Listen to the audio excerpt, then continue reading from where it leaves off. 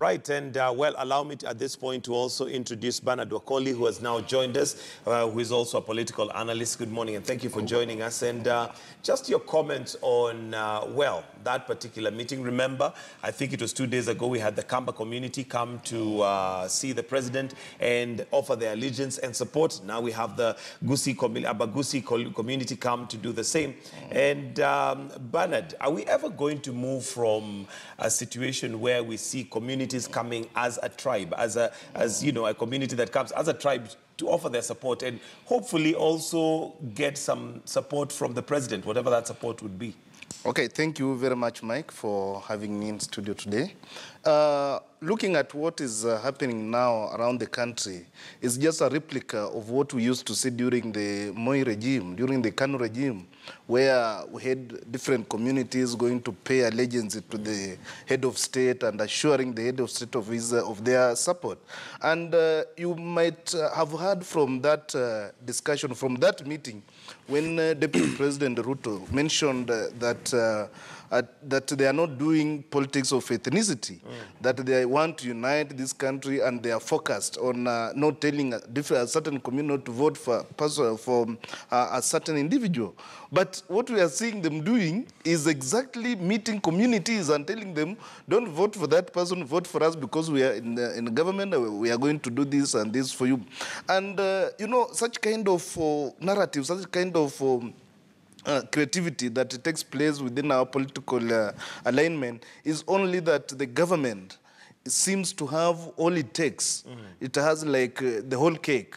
So for you to have a piece of our cake, then you need to follow this, to show some support. And that's what we have been seeing in our political engagement ever since Moi's regime, during, you know, Kenyatta regime. And, you know, Uhuru is now just perpetuating the same thing. The same thing. And Brian, maybe you can come in on this because it's somewhat, okay, not really understandable, but that seemed to be the way of operating before devolution, because the president or the national government basically held all the resources, and if they withheld your resources, then that means whatever community you come from, you're likely to suffer. That should have changed with the coming in of devolution. As much as it was just the first term since the Constitution 2010, do you think we should be moving away from this kind of, you know, support that is ethnic towards the national government? I want to see this in a two-facet way, Mike. One, in the sense that while we are talking about devolution, which is purely about development,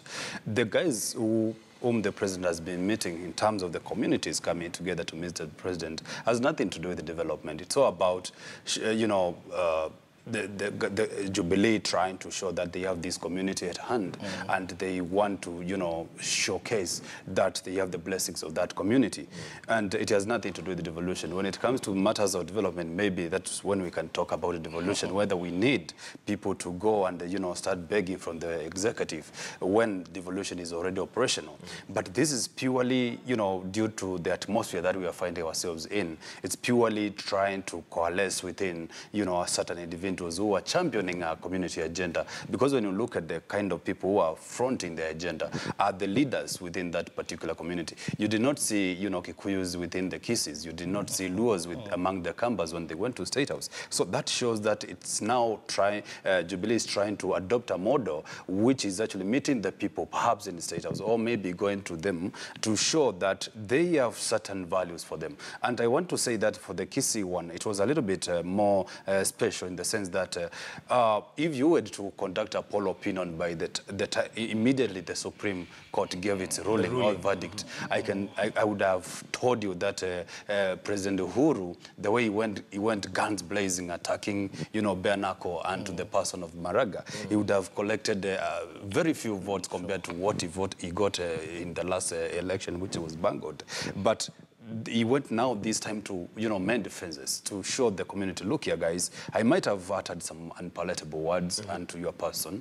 I might have, you know, showed myself that I'm perception-wise not friendly to your community, but yeah, I'm coming to mend fences and to demystify that myth that I've now the personal against the community, but have an issue with Maraga and his ruling. And therefore, that was a way, because he sensed that he had, touched the community or rubbed in a bad way. Yes. And actually that forms the headline for the Standard this morning. Absolutely. And on the headline of the Standard this morning, it is why I was angry and pained. And it continues to say that, well, this is Uhuru, I'm only human. And President admits that he was maddened by the annulment of the victory, calls ruling the unwarranted, but insists his anger was directed at the court and Maraga, not CJ's Kisii community, vowing he will be re-elected. So again, we see a kind of blowing from both sides of the mouth. On one hand, he said, he basically excluded himself and attacked the person of Maraga, which of course the community may have felt very bad about. But here he is again. But is that something strange from politicians? They say one thing today and change tomorrow. I mean, look at even some of the ones who've been traversing from one political party to another. Yeah, go on. I think what the president was doing yesterday, as my colleague has just said, is trying to be apologetic, to be remorseful to the community. But I've said here again and again, Mr. Mike, that Kenyan politics is actually ethnic based. People vote according to, as in, where they feel they have more stakes. And when you look around, the Kisii community has tried to align itself towards the person of Raila Odinga and NASA. And since Uhuru wants to get at least 25% votes from almost most counties, then he's feeling that the Kisii and Nyamira vote could be a sway vote and it could be crucial for his win.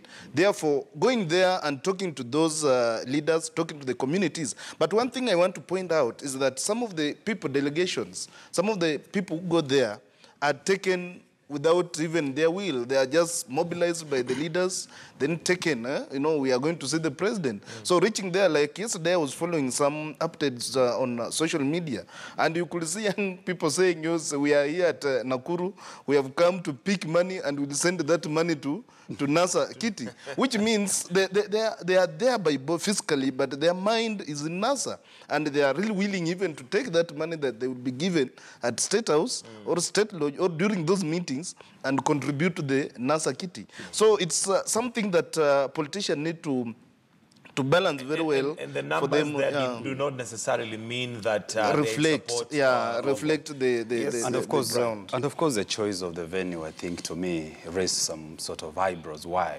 Nakuru of all places? When the president ought to have gone to Nyamira, Kisii, perhaps to endear himself to the people.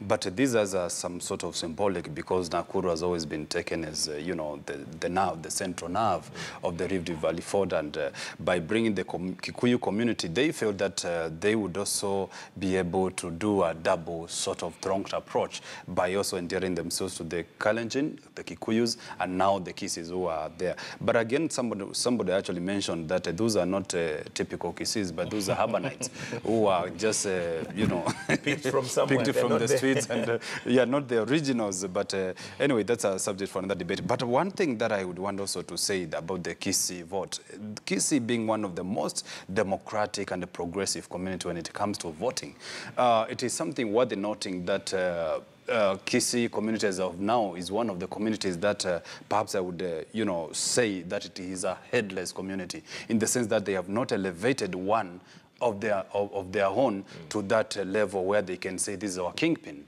Right now, it is a matter of somebody thinking rationally about who to vote for, and that was very evident in the Banco election that we have seen. And therefore, that renders the community, gives them the room to experience and to, figure out democratically and rationally on whom to vote for. And that's why you realize that Jubilee was able to pick some few votes, NASA was able to pick, and other smaller parties were also able to pick and elevate some leaders into elected positions. And that shows how that community is progressive, and that shows how that community is democratic, in the sense that they are not going to coalesce along a personality. They are not going to be swayed by a decision made by one person. And that's the kind of politics politics that we want in this country. All right, and this is Morning Express. We now want to take a short break, and when we come back, we'll be looking at the dailies, more specifically what is making headlines on the newspapers, so do stay with us. It is now 22 minutes to 7. Don't go away.